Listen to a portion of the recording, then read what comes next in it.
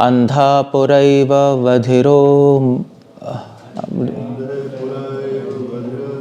मंदप्राज्ञाश्च साम्प्रतं विशीर्णदन्तो मंदगनिः सरागः कफमुद्वहन्। विदुर जी कह रहे हैं, आप जन्म से ही अंधे रहे हैं, हाल ही में आप कुछ बहरे हो चुके हैं, आपकी स्मृति कम हो गई है, आपकी बुद्धि विचलित हो गई है, आपके दांत हिल चुके हैं, आपका यकृत खराब हो चुका है। यकृत क्या है? हाँ, लिवर शायद। आपके कफ निकल रहा है। इंटरेस्टिंग। तात्पर्य श्रील प्रभुपाद लिख रहे हैं, ये जो श्लोक है ये वो कुलाशेखर जी यही कह रहे हैं कि अपने अंतिम समय में कफवात पित्तई कंठवरोधौ स्मरणम कुतस्थे।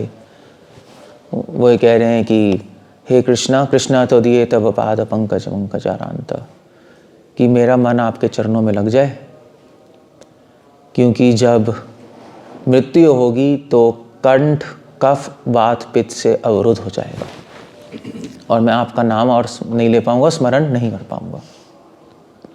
मृत्यु के समय तो मुश्किल है नहीं स्मरण करना, क्योंकि मतलब जब बीमार होते तब भी स्मरण करना मुश्किल होता है, किसी बुखार होता है, ये होता है, नहीं चैंटिंग नहीं होती, स्मरण नहीं होता।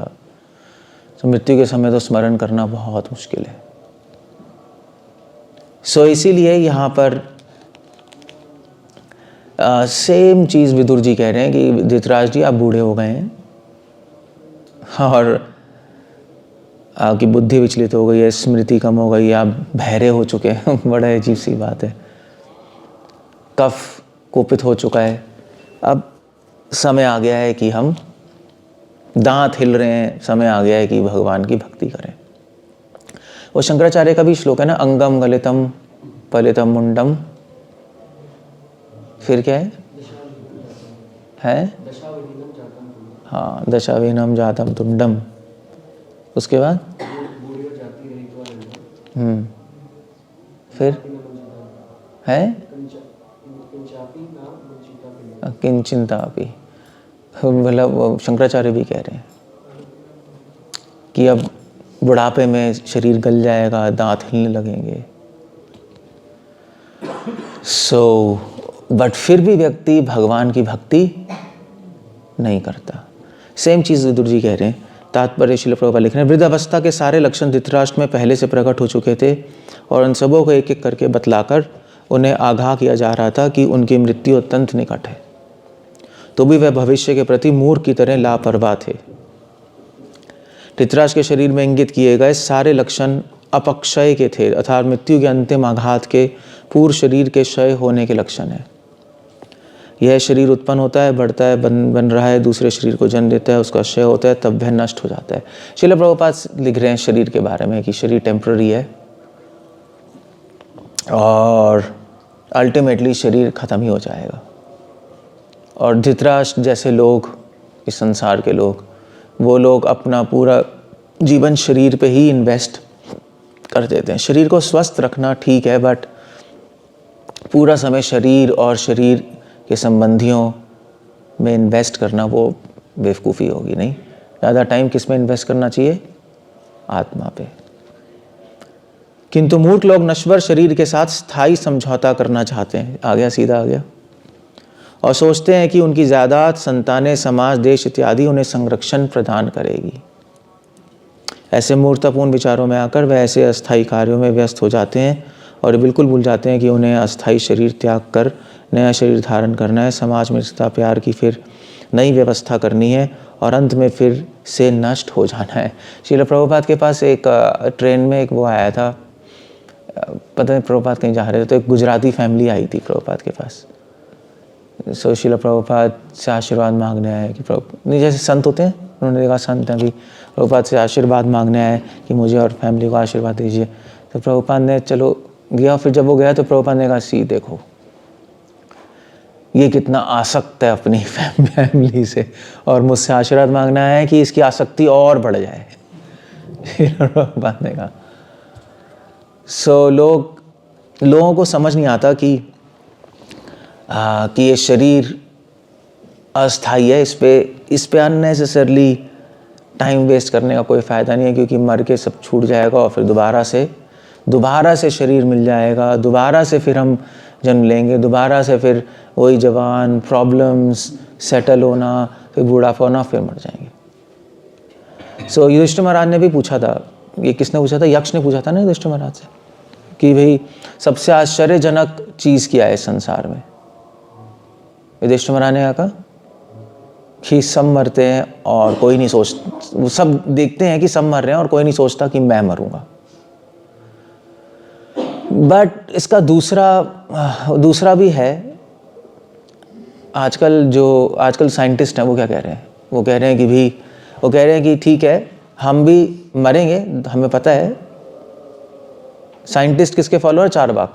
कह रहे हैं ठीक है मुझे पता है मरेंगे, मगर उसमें हमें कोई डाउट नहीं है, बट हमारी थ्योरी उल्टी है। हमारी थ्योरी है हम मरेंगे इसलिए जितना एंजॉय करना है कर लो। हमारी थ्योरी ये। डिवोटीज कहते हैं मरेंगे इसलिए भैया एंजॉय मत करो और भक्ति कर लो। क्योंकि जो साइंटिस्ट, मेटलिस्ट, चारवाक लोग हैं वो कहते हैं भी अगला जन्म है ही नहीं, तो इसलिए बस एंजॉय कर लो, जितना हो सके इस जीवन में चूस लो और आसक्त हो जाओ। बट ये मूर्त है। श्रील प्रभुपाद नहीं कह रहे, भगवान कृष्ण खुद कह रहे हैं, वजानन्ति माम मूढ़ा मानुष्यम देहम आश्रिता। जो मूर्ख लोग हैं वो अपने आप को शरीर समझते हैं और भगवान का भी समझते हैं कि भगवान भी शरीर है, भगवान भी मर जाएंगे। भाई जो कामी व्यक्ति वो तो हर जगह काम वासना ही देखेगा, सर्व काम में हम जगत, ऐसे ही है ना। जो धनी व्यक्ति है वो हर जगह धन की अपॉर्चुनिटी देखेगा, बिजनेस की अपॉर्चुनिटी। बिजनेसमैन तो ऐसे ही है। सो ऐसे ही जो मूर्ख लोग हैं, जो शरीर मानते हैं अपने आप को, हर चीज़ को शरीर मानेंगे, भगवान को भी कहेंगे भगवान का भी शरीर था। सो कृष्ण कह रहे हैं ऐसे लोग मूढ़ हैं। अवजानन्ति माम मूढ़ा, ऐसे लोग मूर्ख लोग हैं। वे अपनी स्थायी स्वरूप भूल जाते हैं और अपने मूल कर्तव्य को भूलकर अस्थायी कार्यों में सक्रिय हो जाते हैं। विदुर जैसे साधु संत ऐसे लोग का वास्तविक स्थिति के प्रति सचेत करने के लिए उनके पास पहुँचते हैं, किंतु वैसे साधु संतों को समाज पर आश्रित अवांछित तत्व समझते हैं। लगभग सभी उनकी बातें अनसुनी कर देते हैं, यदि वे अपनी इंद्रियों को तृप्त करने वाले तथाकथित दिखावटी साधु संतों का स्वागत करते रहते हैं। Now that's the whole point. हम कितना कन्विंस कर ले लोगों को, मगर फिर भी लोगों को कन्विंस करना बहुत मुश्किल है कि अगला जन्म है, आत्मा है। सबसे मुश्किल काम यह एक्चुअली, और श्रील प्रभुपाद ने वेस्ट में जाके ये सबसे मुश्किल पॉइंट ही उठाया। अब जैसे मैं भी जाता हूँ वेस्ट, तो वहाँ पे जनरली लोग अब ये प्रीचिंग करते नहीं कि हम शरीर नहीं है, हम आत्मा है। ये प्रीचिंग ख़त्म हो चुकी है एक्चुअली। ये पॉइंट्स कोई नहीं बोलता, हम शरीर नहीं है, हम आत्मा है और अगला जन्म होगा हमारा, ये कोई नहीं बोल रहा। लोग ये ज़रूर बोलते हैं, वेस्ट में ज़रूर ये बोलते हैं, बाहर के देशों में, कि कृष्णा भगवान है, ही इज़ गॉड, उनका नाम लो, कीर्तन करो। बट ये बेसिक पॉइंट उड़े हुए हैं, बेसिक्स उड़ गए हैं एक्चुअली। कोई भी जितना प्रभुपाद ने एम्फसाइज किया हम शरीर नहीं हो, उतना एम्फसाइज आजकल लोग कर ही नहीं रहे। बट श्रील प्रभुपाद लिख रहे हैं साधुओं का काम यही है। साधु लोग जाते हैं, बोलते हैं कि भी आप बॉडी नहीं हो, आप सोल हो। कई लोग मानते नहीं, कई लोग कहते हैं कि भी तुम लोग तुम्हारी बेकार की थ्योरी है, तुम थ्योरी लेके अपने मंदिर बना के बैठे हो और समाज पे भार हो। यही कहते हैं ना लोग, बेकार के तुम्हारे आइडियाज़ हैं, यूज़लेस, अपने ख्याली पुलाव वाले अंधविश्वासी आइडियाज़ हैं। सो ये बहुत बड़ा चैलेंज है एक्चुअली। अगर हम लोगों को प्रीचिंग में हम लोगों को ये कन्विंस करना है लोगों को कि तुम शरीर नहीं हो, तुम आत्मा हो, पहला स्टेप यही है। क्योंकि चक्कर ये है कि आप बोलोगे कृष्ण भगवान है, वो क्यों मानेंगे? बोल सकते हो आप कृष्ण भगवान है, वो भी हो सकता है इंडिया में थोड़ा सा, बट लोग नहीं मानते। लोग कहेंगे ठीक है भगवान है तो मुझे ज़रूरत क्या अपनी लाइफ में, वो भी होता है ना। ठीक है कृष्ण भगवान है, मुझे ज़रूरत क्या है, मेरी लाइफ चल रही है, मैं सेटल्ड हूँ। बट बट उसको सबसे पहले ये बताना पड़ेगा तुम बॉडी नहीं हो, तुम सोल हो। तभी भगवान कृष्ण ने जब गीता शुरू की यहीं से शुरू किया है, देहनस्मिन् यथा देहे कौमारम यौवनम जरा। बेसिक्स पे लाना पड़ेगा लोगों को, इसको कहते हैं संबंध ज्ञान। सो ये कई लोग नहीं मानेंगे डेफिनेटली, कई लोग कहेंगे पागल हो। और ये चीज़ कन्विंस करना, अगर आपने कन्विंस कर दिया तो इसका मतलब आप में कला है कि आप रैली में कृष्णा कॉन्शियस आपने समझ ली है, क्योंकि इसको कहते हैं प्रीचिंग। अगर हमने ये कन्विंस कर दिया तो हम प्रीचिंग कर रहे हैं। अगर हम ऐसी इधर उधर की बातें कर रहे हैं तो रियल प्रीचिंग नहीं चल रही, इट्स नॉट रियल प्रीचिंग। सो और भी चीज़ें बोल सकते हैं बट फोकस यहाँ पे होना चाहिए। You are not this body, you are soul. पूरी जो साइंटिफिक प्रीचिंग करता हूँ मैं, उसमें हमारा एजेंडा यही है, यही प्रूफ करना। साइंटिफिक प्रीचिंग में भगवान तो भी शुरू में कैसे लाएंगे, ये एजेंडा है कि हम मटेरियल बॉडी से बियॉन्ड हैं। सारा एजेंडा ही चल रहा है, सारे स्पिरिचुअलिस्ट यही करते हैं, ऑफ कोर्स साइंस के द्वारा। लगभग वह उनकी बातें अनसुनी कर देते हैं, यद्यपि वे अपनी इंद्रियों को तृप्त करने वाले तथाकथित दिखावटी साधु संतों का स्वागत करते रहते हैं। विदुर ऐसे साधु न थे, हमें ऐसे साधु नहीं बनना जो कि तथाकथित बातें करके, दिखावटी बातें करके लोगों के घर जाते हैं, लोग उनका स्वागत करते हैं और प्रसाद लेते हैं और खुश होकर आ जाते हैं। वो भी खुश, तुम भी खुश, हम भी खुश। ये है ना, ठीक है। आप अपने घर में बुलाया, आपका घर शुद्ध हो गया, आपसे डोनेशन लेके और फिर हम अपने घर वापस जा रहे हैं। That's a ridiculous idea. Vidur ऐसे साधु ना थे जो धृतराष्ट्र की दुर्भावना की तुष्टि करते थे। विदुर जी एक्चुअली बहुत बड़ी रिस्क ले रहे हैं यहाँ पर। धृतराष्ट्र किंग है और विदुर जी ये प्राइवेटली नहीं बोल रहे, सबके सामने बोल रहे हैं। चलो प्राइवेटली तो विदुर जी ने कई बार बोला धृतराष्ट्र को कि आप सही नहीं कर रहे, आपको छोड़ देना चाहिए, आप आ सकते हो। यहाँ पे लास्ट बार विदुर जी ट्राई कर रहे हैं, ओके, पब्लिक में। ऐसे विभीषण कितनी बार रावण को बोलता था कि भी सुधर जाओ, सीता को वापस कर दो, ये वो। एंड में उसने कहा भी पब्लिक में, उसने एंड में पब्लिक में बोल दिया। रावण ने क्या किया, लात मार के विभीषण को लंका से निकाल दिया। दुर्योधन ने भी ये किया, विदुर जी को लात मार के हस्तिनापुर से निकाल दिया था, पढ़ा था हमने, तभी तो तीर्थ यात्रा के ले गए। अब लास्ट, अब आ गए वापस दोबारा से, उन्होंने कहा चलो आखिरी बार ट्राई कर लेते हैं। साधु ये होता है जो कि ट्राई करना छोड़ता नहीं। हम बोलते रहेंगे, लोग नहीं मानेंगे, फिर भी बोलते रहेंगे, बस हमारा काम ये है। तभी प्रभुपाद कह रहे थे कि हम हरे कृष्णा नहीं है, हम क्या है, हैरिस कृष्णा। हरास समझते ना, हरास। हम लोग हरे कृष्णा नहीं, हम लोग हरास करते हैं लोगों को, भाई बाघों के पीछे ही पड़ जाते हैं। समझ लो भाई, शरीर नहीं हो, आत्मा हो, भक्ति कर लो। वो परेशान हो जाते हैं, फिर भी उनके पीछे पड़ जाते हैं। जैसे कई नए कॉन्टैक्ट्स मिलते हैं तो फ़ोन नहीं करते रहते हम लोग, फ़ोन करते रहते हैं, अभी फ़ोन करते रहो उनको, उनके पीछे। कई लोग फ़ोन नंबर ब्लॉक कर देते हैं। हुआ है आप लोगों के साथ? हुआ है? कहते हैं यार पीछे ही पड़े फिर सुनते नहीं। ठीक है, भोगी लोग भी तो हमारे पीछे पड़े हैं। भोगी भी तो, जो बड़े बड़े भोगी हैं वो भी तो लोगों के पीछे पड़े हैं। एडवर्टाइजमेंट क्या है? एडवर्टाइजमेंट यही है, एडवर्टाइजमेंट कंपनी यही है कि भाई आपके प्रोडक्ट को हम बेच देंगे। कैसे? बार बार पीछे दिखा के एक बार तो आदमी कहेगा मैं ट्राई तो करके देखूं। यही है। आप शास्त्रों में लिखा है कि आप झूठ को अगर 10 बार बोलोगे तो वो सच बन जाएगा। आपको झूठ को लॉजिकली जस्टिफाई करने की जरूरत नहीं है। ये नहीं आप झूठ बोल रहे हो, आपको उसको एक्सप्लेनेशन नहीं देनी, आप बार बार बोलते रहो, वो सच बन जाएगा। ये भी तरीका होता है। बार बार लोग मानने लगेंगे। आप लोगों से पूछो क्यों मान रहे हो, कोई लॉजिक है? सभी बोल रहे हैं, यही कहते हैं ना, सभी बोल रहे हैं, बार बोल रहे हैं तो सही होगा भाई। अब एडवर्टाइजमेंट यही है।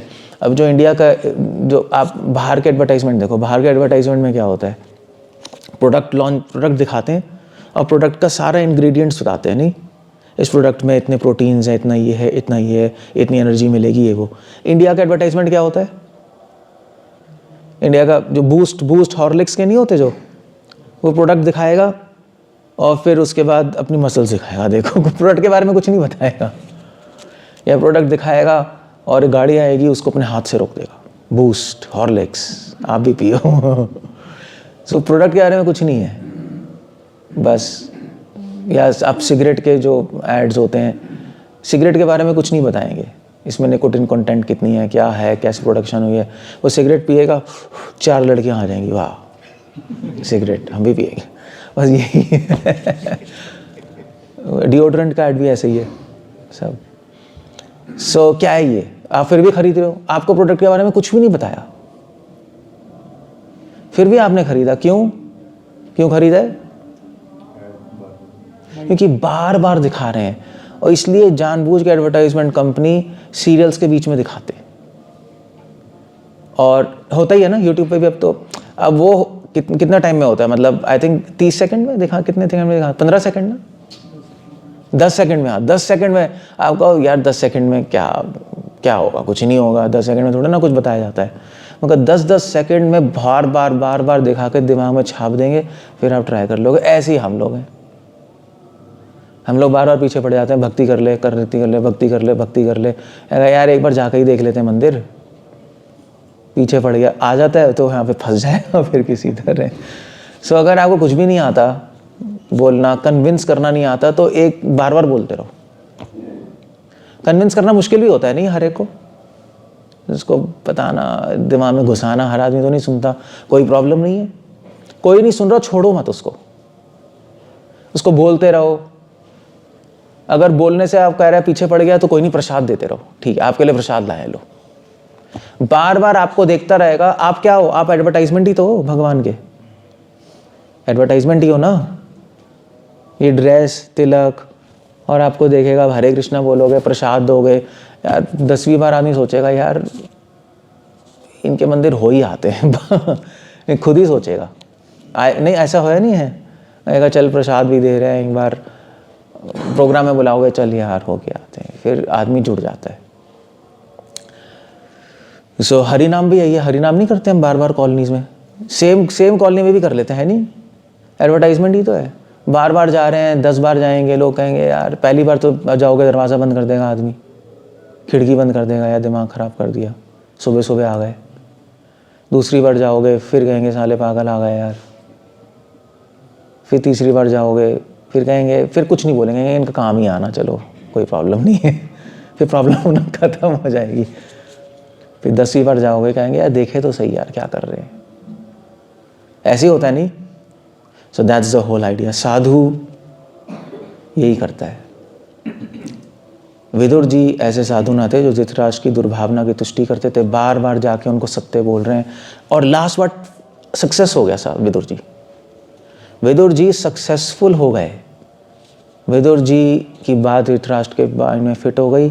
धृतराष्ट्र अपना राज्य छोड़ के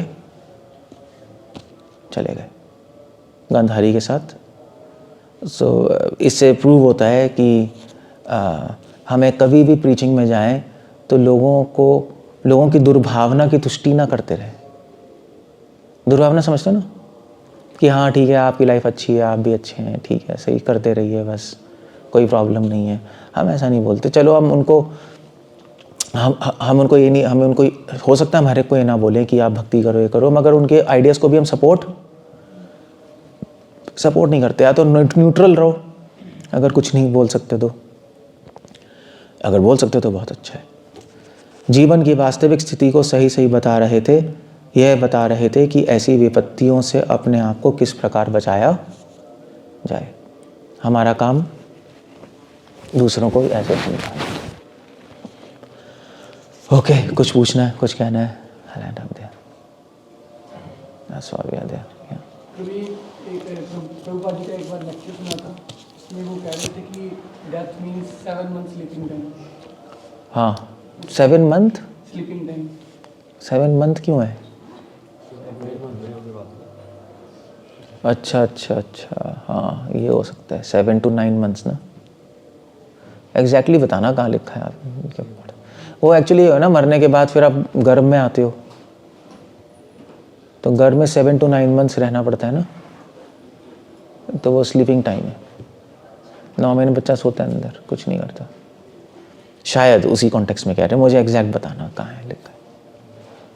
उसका पूरा वो आगे पीछे क्या लिखा है वो देखना पड़ेगा, तब बता सकता हूँ। ओके, कुछ कहना है, कुछ पूछना है, अदरवाइज एंड करें। हरे कृष्ण। श्रील प्रभुपाद की जय।